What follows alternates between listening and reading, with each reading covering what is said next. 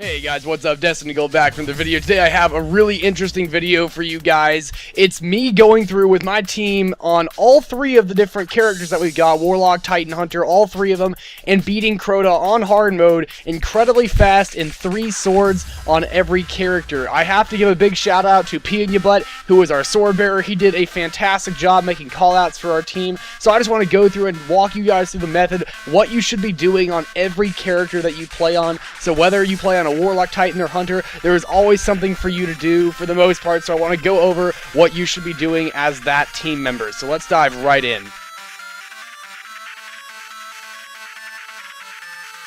First, going with the Hunter, it's most likely going to be best for you if you play as a Blade Dancer with the perk on where if you crouch, you go invisible. As a Hunter, there's very little for you to do if you are not the Sword Bearer, but you can help out in some other ways. It's best for you to have on a very powerful sniper. Icebreaker works fine, although you probably want to have on a tracking rocket launcher, so if you don't have a legendary tracking rocket launcher that has, that has tracking on it, you're going to want to have that on as your exotic, like a Galahorn or a Truth or something.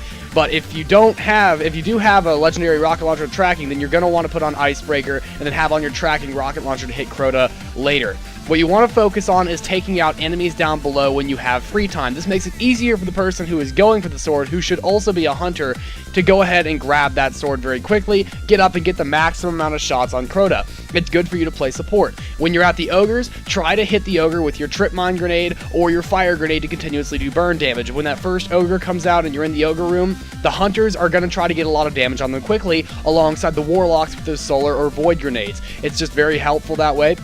I suggest having on the Don't Touch Me exotic armlet so that if you get hit by a melee attack with the Thrall, you can stay alive. Also, if you use your Blink Strike, you should have on your perk so that when you land a Blink Strike on an enemy, you go invisible. This is also true if you are the Sword Bearer, so that you can use the invisibility trick with Crota, where you go up, you hit him with your sword a few times, Blink Strike to go invisible, and then wait for him to take down Crota again for you to pick up the sword and hit Crota again and get another strike in. It's much easier than trying to run back and survive. It wastes time, and you get more shots in that way if you are the Sword Bearer. In this video, I was not the Sword Bearer, obviously. I am just running around with everyone else. But the Hunters should be the ones focusing on other enemies. That's primarily it for the Hunter. If you're not the Sword Bearer, then the Hunter has relatively little to do, but it's still a very important job to have every single person hitting Crota, so make sure that you hit Crota when the Sword Bearer calls that out.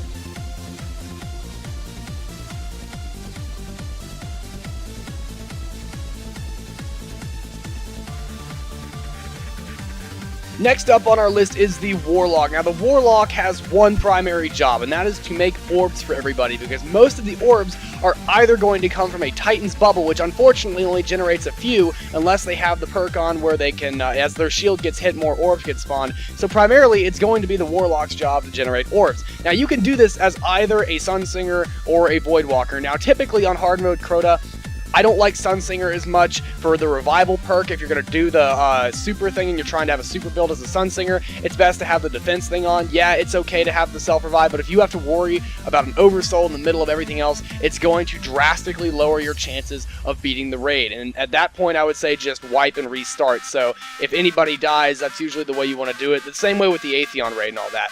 So typically, if you want to have an offensive build for a Warlock, I typically tell you to go with the Voidwalker, then have a super build on.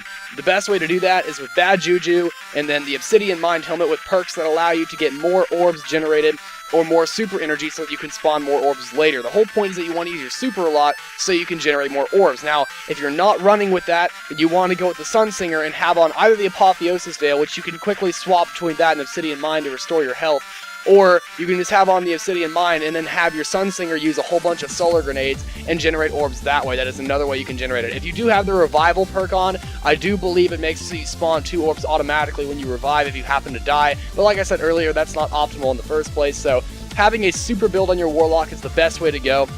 Also, if you have the perk that allows you to have, have 2 of your grenades, your solar grenades, that's also a good perk so that when you have your super, you can spawn 2 at once and you get more grenades out. It works really, really well that way, and then you save 2 grenades for later. That's typically how I feel. Also, when the ogres come out in the ogre room, it's really important to knock those guys down really, really fast with your solar grenades. It helps a lot if you have a solar or void grenade on, actually. Both of them work well, but as far as I know, you can only hold 2 of the solar grenade, and the void grenade you can only hold 1, so it's better, obviously, with the 2 grenades, you can take down that ogre much faster. So that's the way I see it. But if you guys have another build, it's just important that you have your super lock, because warlocks need to generate orbs of light for other people to restore their health, especially the people that do not have Suros Regime or Red Death or some other way to restore health.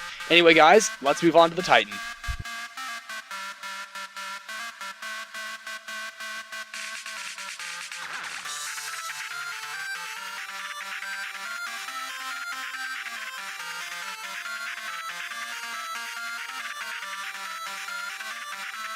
Titans are crucial in this raid, especially when protecting the hunter who is carrying the sword to try to take down Crota and get those shots and, do the damage, all that good stuff. The Titan has to be the one to have the giant shield to protect him at multiple points in the raid. First of all, some people like to have it when they're first leaving the room to go out and engage Crota for the first time so that they can avoid getting hit by boomers. When the hunter is running up to hit Crota, having this, depending on which side the hunter decides to go on, the Titan can put up a blast shield on either one of those bridges to distract the boomers while the hunter tries to hit Crota a few times. This keeps the boomers from shooting at the hunter and thus makes it easier for him to survive, where he only has to worry about Crota. However, there are a couple of other areas where Titan bubbles are incredibly useful. One is in the first ogre room. After you kill the ogre, it is important to have on the Blessing of Light perk, and it also helps to have on any perk that increases the duration of your Titan shield during this part so that you can take down the other ogre quickly. What helps is, since you can't regenerate your actual health, but you can get that shield back from Blessing of Light anytime you want,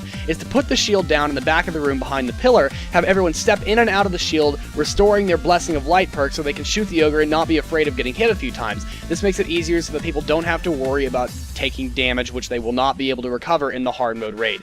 The last place that it's really important to put a bubble is anywhere that they think they can get hit a lot intentionally with the Blast Shield perk on, or at least I believe it's called Blast Shield. It generates orbs inside the shield every single time the shield takes a significant amount of damage. This generates more orbs for other people to use and makes it easier for the entire team as a whole to restore health. Anyway guys, thank you for watching. Please rate, comment, subscribe. I hope you guys found these tips really helpful. If you play as any one of these classes, please message me if you'd like extra tips on how to make yourself useful in the hard mode raid. Thanks y'all for watching. See you in the next video.